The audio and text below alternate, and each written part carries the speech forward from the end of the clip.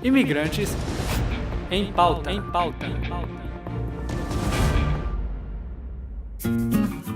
Quem anda pelas ruas de Florianópolis, em Santa Catarina, percebe a mistura de etnias e culturas que habitam a capital. Imigrantes de diversos países que deixaram os lares vieram tentar a vida no estado. São muitos os motivos que levam pessoas a sair dos países de origem e buscar oportunidade em outros lugares. Quem vê esse sorriso estampado no rosto do Abram, nem imagina tudo que ele enfrentou para chegar até aqui. Lá Haiti, depois do terremoto, passou lá em 2012, tá bem difícil. Eu tenho medo, por isso eu saí lá, porque tem um terremoto muito forte passar lá, 8,5, tá bem forte, quebrou todas as coisas. Vai achar muito pessoa que tem medo de morar lá, porque o terremoto está muito forte. O terremoto que assolou o Haiti em 2010 provocou uma grande onda migratória de haitianos para outros países, entre eles o Brasil. O Brasil viveu em 10 anos 2 grandes ondas migratórias, que foram os haitianos em 2010 e recentemente dos venezuelanos que ainda estão chegando no nosso país. Ambos por desastres naturais, outras vezes político, outras vezes uma busca de aventura, ou ainda por cima porque foram bloqueados no caminho para os Estados Unidos. Então o Brasil se tornou uma segunda ou terceira opção para esse grupo de pessoas que precisam mudar de vida.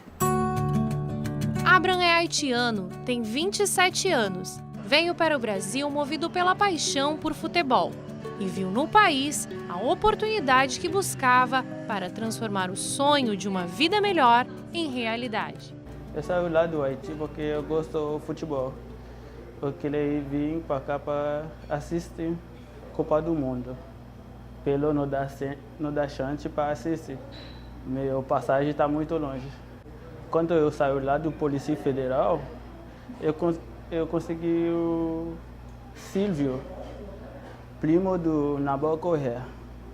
Ele veio para cá comigo e falei, tu quer trabalhar?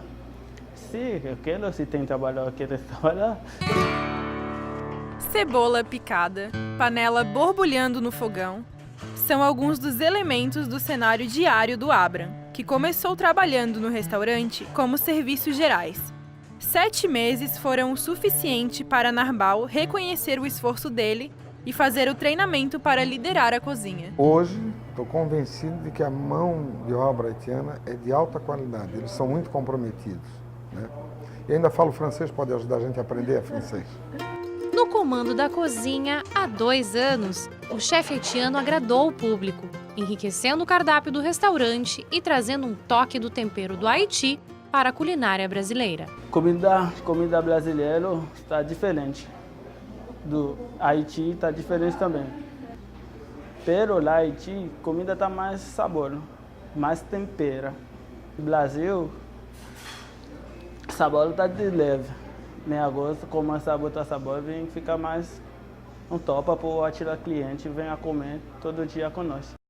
Estou aprendendo, porque ele tem muito foco, ele aprende, Bom, eu não posso falar dos haitianos, eles têm uma excelente mão de obra para mim. Eles aprendem, eles só fazem aquilo que tu manda fazer, eles não tomam iniciativa de fazer outra coisa, que na cozinha é bom, porque aí mantém padrão. Eles aprendem daquele jeito e vão fazendo daquele jeito sempre, né? Atualmente, Abram mora com a noiva, a dominicana Nori, de 19 anos, em um residencial em São José. Eu conheci Abraão lá indo na igreja, que sua mãe sempre ia lá na igreja, minha mãe, e nós conhecemos, sempre fazíamos culto juntos, compartilhar, e nós vamos casar lá, se Deus quiser. O irmão mais velho de Abram também quis seguir o caminho dele e chegou ao Brasil 1 ano depois. Eu vim para o Brasil Eu sempre penso em Brasil, porque eu sempre, quando eu estou na escola, eu estudo a história do Brasil. Eu sempre gosto do Brasil. E seleção Brasil, quando olha futebol do Brasil, eu sempre penso para vir Brasil. Meu irmão vem na frente de mim. Com a perda do pai muito cedo, Abram e Brilan encontraram no pastor Manuel Soares, da Igreja Assembleia de Deus Ministério Madureira, na qual hoje são membros, um consolo paternal. Em primeiro lugar, a Bíblia diz que nós devemos cuidar bem dos estrangeiros. Eu estava saindo da minha casa, indo até o centro de Florianópolis, aí eu vi no ponto de ônibus uns 5 haitianos. Aí eu peguei e perguntei para eles: vocês estão indo para onde? Sem falar direito, sem saber. Vocês estão indo para onde? Aí eles não entenderam, mas eu falei assim: olha, eu estou indo lá para o centro de Florianópolis. Aí, vamos? Aí perguntaram para mim: quanto custa? Quanto custa? Eu falei: não custa nada, vamos, vem. Aí eles entraram dentro do carro, eu coloquei os 5 dentro do carro. E fomos, e ali começamos a conversar. Eu dei meu telefone, meu endereço, mostrei direitinho onde eu morava. E ali começou Aí eles iam na minha casa e usavam a minha internet para poder falar com a família lá. E aí começaram a ir na igreja, eu convidei para ir na igreja, a gente ia buscá-los para estar na igreja com a gente. No restaurante, o Abram tem muita inspiração para fazer vários pratos. Mas é nos momentos de folga, com a família, que ele desfruta dos melhores momentos. É só batata gratinada.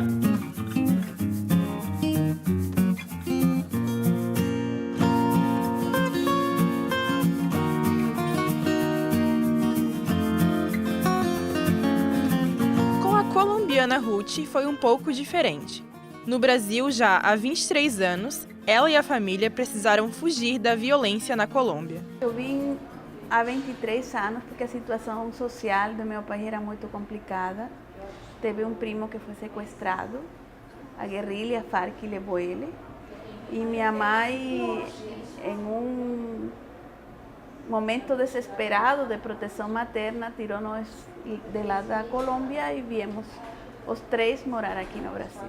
Formada em odontologia ainda na Colômbia, precisou passar por um longo processo para poder exercer a profissão no Brasil. Traduzir todos os documentos através de intérprete oficial é caríssimo, porque é por símbolo que eles cobram. Então, assim, uma pessoa que não tem uma certa condição não vai conseguir nunca fazer esse trâmite. Aí tu tem que conseguir uma universidade federal que tenha que esteja com edital aberto para revalidação do título. Isso para algumas profissões, porque para a medicina eles vão direto para o Revalida, que é uma prova nacional. Aí tu levas documentação com todo, é um livro desse tamanho, assim, com todas as matérias e todos os números de horas que tu fez e tudo. E aí, depois disso, tu espera que a universidade te chame a te falar se está tudo certo, se está devendo horas, se as matérias estão certas. Afortunadamente, quando eu fiz odonto, lá era 5 anos já e aqui era 4,5. Então, acabaram sobrando horas. Mas esperei por 2 anos até chegar a reválida do diploma sem poder trabalhar. Inaugurado no início de 2018, o CRAI, primeiro centro de referência de atendimento a imigrantes de Santa Catarina, oferece serviços aos imigrantes que chegam ao estado. No CRAI a gente tem, então, 4 grandes áreas, né, de atuação, que seria a área de psicologia, que é de onde a gente fala, né, que a gente estabelece atendimentos individuais, acolhimentos individuais, atendimentos em grupo, atividades de integração com a rede socioassistencial e de saúde, articulação de rede junto a profissionais que atuam diretamente com imigrantes. A gente faz um trabalho que busca não se fechar, se encerrar no espaço físico do CRAI, mas que ganha sentido quando está na rede, né, que, enfim, auxiliar nesse processo de sensibilização daquilo que a gente comentou há pouco, da relativização cultural. Então, que as pessoas precisam olhar para a sua cultura não como centro, mas como algo de possível interação com outras culturas. Então a gente está sempre em contato com a rede, né? Aí tem um serviço social que trabalha intimamente com a gente da psicologia, na garantia desses direitos mínimos de vida, né? A gente de proteção, que trabalha com a questão da documentação e legalização dessas pessoas no território brasileiro, e a gente de integração, que auxilia na busca pelo mercado de trabalho, pela colocação profissional, pela articulação das redes locais de pessoas que já estão aqui, são dessas nacionalidades de origem, né? Então, um trabalho que busca complexificar a chegada dessas pessoas e entender que essa acolhida ela precisa ser humana, que ela precisa ser qualificada, e isso a gente vai pensando no trabalho a partir desse viés. Os desafios da carreira de dentista abriram novas portas para Ruth. Eu recebi um convite para ir trabalhar em Chapecó, inicialmente.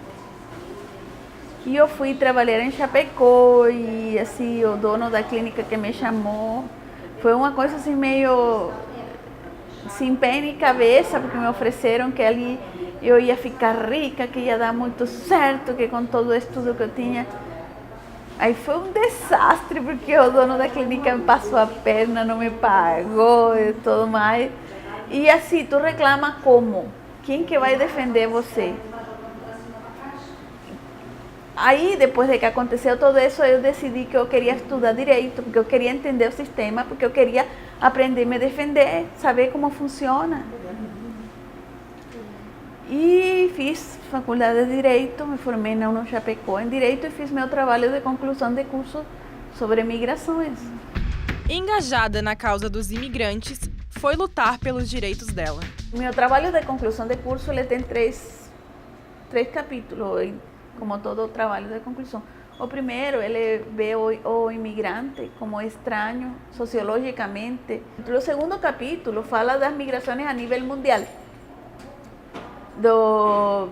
Desde a primeira, que foi o Éxodo, que é contado na Bíblia, e de aí para frente todas as que vieram, e por último o Brasil. Quais são as principais migrações no Brasil, que foram japonesa, italiana, alemã, polonesa, e por último dos países da América Latina, vizinhos que vêm em procura de um melhor viver, antes de aparecer essa última migração que foi a dos haitianos, que teve um impacto grande na sociedade brasileira. E aí eles me convidaram a fazer a ponência desse meu trabalho, e eu fiz a ponência e me convidaram para fazer parte do grupo da Comigrar. E aí teve um segundo encontro em São Paulo, que aí a gente levou cadernos com as propostas para constituir essa lei, essa nova lei. Analisamos por partes a lei que existia e a gente colocou as diferentes propostas que a gente achava. E depois isso começou a tramitar já em Brasília. Foi 2017, né? Sim. Começou a tramitar em Brasília, passou pela Câmara, passou pelo Senado, foi aprovada pela Presidência da República. E com a ajuda da Pastoral do Migrante, que eles são os padres escalabrinianos que cuidam disso, a gente conseguiu finalmente a legalização e a substituição do Estatuto do Migrante pela Lei de Migrações.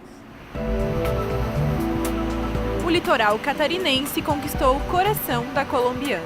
Mar é uma coisa que me faz sentir em casa. Eu estar em um lugar que não tem mar, que não tem água, eu não me sinto à vontade. Aí eu decidi que eu queria morar aqui em Florianópolis, construímos nossa casa aqui e viemos morar aqui. Mas o preconceito contra imigrantes é algo que ainda assombra homens, mulheres e crianças que vêm para o Brasil em busca de melhores condições de vida. Se eu te falar que não existe, tu sabe que é mentira, existe. A gente tem que ficar bem quietinho, tentar fazer as coisas devagarinho, sem causar muita comoção, porque eu acho que de todo mundo acha que é dono de seu próprio território e não querem que alguém de fora venha ocupar um lugar que eles acham que é deles, mesmo que não seja, a tomar um espaço que é deles, a ganhar um dinheiro que eles acham que é deles. Bom, mas é só a gente fazer as coisas direito que a coisa vai fluindo, mas demora um bom tempo até as pessoas aceitarem que tu também é uma pessoa capacitada, demora um bom tempo que tu tem que abaixar a cabeça e ser profissional de segunda, mesmo tendo mais capacitação do que eles, para tu poder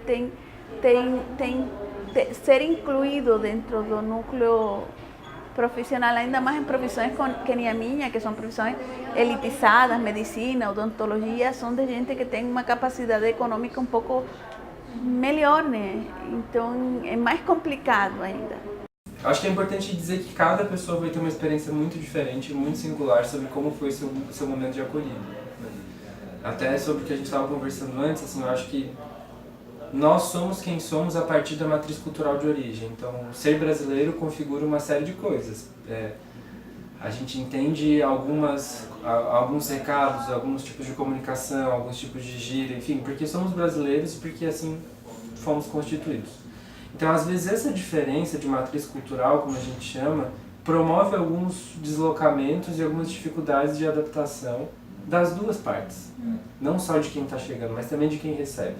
Então, às vezes, o que a gente escuta muito é, por exemplo, eles vieram para cá para roubar o nosso emprego, eles vieram para cá, enfim, certa resistência de entender um enrijecimento de território, assim, quando a gente começa a pensar de uma maneira que o território não é só físico, né? As pessoas que vêm para cá também pertencem a esse território, porque foi aqui onde elas imaginaram a vida possível. O Observatório de Imigrantes do Estado de Santa Catarina aponta que pelo menos 85 mil imigrantes tenham vindo para o país nos últimos 6 anos. Pelo menos 10 mil deles escolheram o estado de Santa Catarina como seu destino final. Cabelos loiros, pele clara e um sotaque inconfundível não escondem a nacionalidade dos Taylor, uma típica família norte-americana que escolheu o estado de Santa Catarina para ser o novo lar. James e Kristen são missionários que vieram para o Brasil e fundaram uma igreja, que no mês de julho completou 7 anos. A Igreja Batista Redenção fica no bairro Areias, em São José, na Grande Florianópolis, e é o principal local de reunião da família dos Taylor. Nós, como família, né, nós viemos para o Brasil em 2007. E a princípio viemos para Curitiba, né, para estar junto com uma outra família, minha família e outras famílias missionárias lá, para adaptar, né, ao Brasil.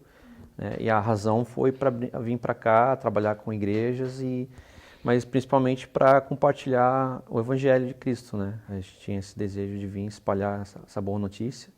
Deus tinha colocado esse desejo no meu coração, no coração da Cris também. E é isso que a gente ainda tem, essa missão, né, de ser uma testemunha de tudo que Ele tem feito e ainda o que vai fazer, né? Formados em teologia nos Estados Unidos, James e Kristen trazem na bagagem a missão de levar a palavra de Deus aos lares brasileiros. Missionário, da palavra missionário, missão, né?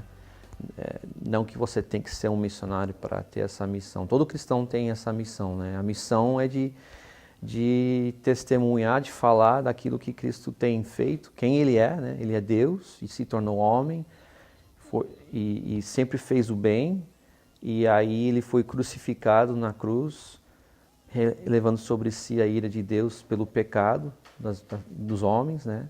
E ressuscitou 3 dias depois, e todo aquele que se arrepender e crer nele receberá perdão de pecados, né?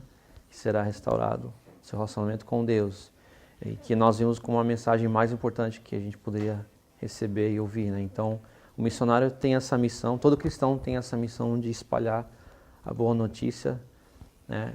Até que Cristo volte, né? Para restabelecer o reino dele, né? Então, essa é a nossa missão de espalhar. Não é tanto formar uma igreja, né? Ou construir um prédio, ou coisas assim a gente faz, mas nossa missão é simplesmente espalhar uma mensagem. As diferenças culturais entre os Estados Unidos e o Brasil são diversas. Ainda assim, o missionário James e a esposa Kristen não hesitaram na hora de tomar a decisão não só de morar em terras brasileiras, mas de trazer a família, adotando assim hábitos, costumes e muitas características da terrinha verde e amarela. A começar pelo idioma, algo que aprenderam muito bem. A gente primeiro foi em Curitiba, fomos super bem recebidos porque já tinham os pais do meu marido, então os amigos brasileiros deles nos acolheram incrivelmente. Eu aprendi muitas coisas com mulheres carinhosas, né? Como fazer café do estilo brasileiro, né? Porque é diferente o que é uma boa manga, né? Porque lá não tinha manga, então como escolher e como descascar, coisas bem básicas, né? Que as mulheres lá me trataram tão bem. Eu senti, mesmo não conseguindo comunicar com palavras assim como nós estamos fazendo, eu aprendi muito com o gesto e com elas mostrando e a gente rindo muito e foi muito legal. Foi bem, eu achei o povo bem, não sei, fácil de pegar amizade e um povo bem legal. Era difícil porque eu tinha filhos pequenos, então para estudar em casa, fazer deveres de casa que eu tinha, era difícil, né? Mas eu, aos poucos, né? E na igreja também sempre praticando o que eu aprendi. Eu trabalhei com crianças no berçário de 2 e 3 anos, então foi lá com os pequenos, eles aprendendo a falar português, né? E eu aprendendo junto.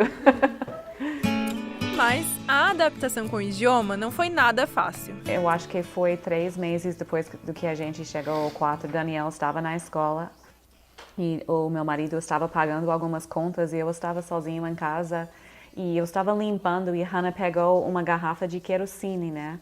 E ela pensou que era garrafa de água. Eu estava limpando e ela pegou e tomou. Eu não vi que ela pegou, mas ela começou a chamar a atenção que ela não estava respirando. Então, eu pensei que ela tinha engasgado em um bolacha. Então, eu peguei e comecei a bater. Não tinha ninguém em casa. Eu fui correndo para a rua. Eu nem sabia a palavra para socorro. Então, eu gritei na rua, help me, help, help. Eu lá segurando Hannah, batendo nas costas dela. E alguns vizinhos saíram, me levaram com ela para o hospital. Alguém ficou com Jeremias, que estava dormindo na cama dele. Chamaram meus sogros que moravam perto, esperaram por meu marido, levaram ele lá no hospital para ficar conosco. E a Hannah estava tranquila, passamos lá no hospital, chegávamos em casa, ela com 3 anos, e eu segurando ela e ela vomitou. E era querosene puro, né? Então, foi assim que a gente achou que realmente tinha acontecido. Mas você sente sem poder nenhum, porque eu nem podia conversar com os médicos, eu fui sozinho com Hannah para o hospital. E é um sentimento de tudo está fora do seu controle, né? Não tem poder nenhum. Então, era um momento bem grande na minha vida, né? Nunca vou esquecer. A primeira barreira é a da língua, né? Então, a gente pensar sobre a convivência e a vida num determinado lugar, a gente precisa da língua daquele lugar para poder se significar, se integrar, né? Como que eu vou no mercado, como que eu vou abastecer o carro. Então essa é a primeira barreira, porque principalmente essas línguas anglo-saxões, inglês, alemão, elas têm uma raiz muito diferente do português. Então eles têm muito sotaque. E esse sotaque às vezes atrapalha no entendimento, na compreensão. A primeira barreira, a primeira crise é essa. A segunda é bem cultural. Tem muitas questões que são muito comuns aqui, que talvez não sejam comuns no Nordeste. A diferença se torna maior quando a gente parte para outro país, porque a base da cultura é diferente. Então essa segunda crise, ela como é que ela vai aparecer? Nas relações sociais, nas amizades, no comportamento das pessoas, na forma com que eu trato e ajo com as pessoas. Os filhos do casal também precisaram se acostumar com a cultura do Brasil. Daniel, hoje com 17 anos, chegou ao Brasil com apenas 5 anos de idade e logo começou a adaptação com o idioma estrangeiro. Deu muito medo porque não sabia nada da língua, mas tinha um aluno lá e uma professora que entendiam e falavam bem pouquinho de inglês. então conseguiram me ajudar. Mas daí era um processo daí. Eu estudei na primeira escola 2 anos, eu acho que foi. Sim. Então, com os mesmos amigos, daí eu ia aprendendo deles. Eles conversando, daí eu tentava entender. E foi difícil, mas até que foi legal, assim, que eu tenho que falar para conseguir o que eu quero, né? E quando questionado sobre o que sente falta nos Estados Unidos, Daniel deu uma resposta um pouco curiosa. Só da família e de um refri. Dr. Pepper. Hannah e Jeremias também têm preferências bem brasileiras. Jogar futebol com os meus amigos, feijoada. Os missionários precisam seguir algumas regras diferentes do que os demais imigrantes. O processo de regulamentação dos documentos é longo. A gente teve que começar um processo lá, no consulado lá, que aí se continuasse aqui, é um processo bem longo, cara, né, de muita burocracia, muito custo também para pagar. Vocês falaram antes, né, que é complicado lá, mas eu acho que aqui também é complicado para pegar um visto permanente, né?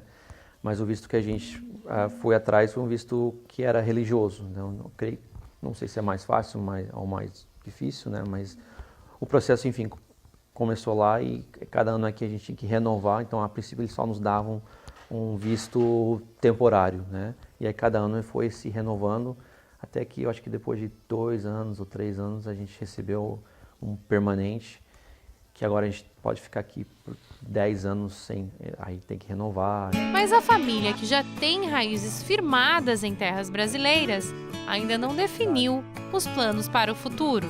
A gente não tem planos para voltar, para ficar, visitar a família de vez em quando, sim, mas não tem plano concretizado.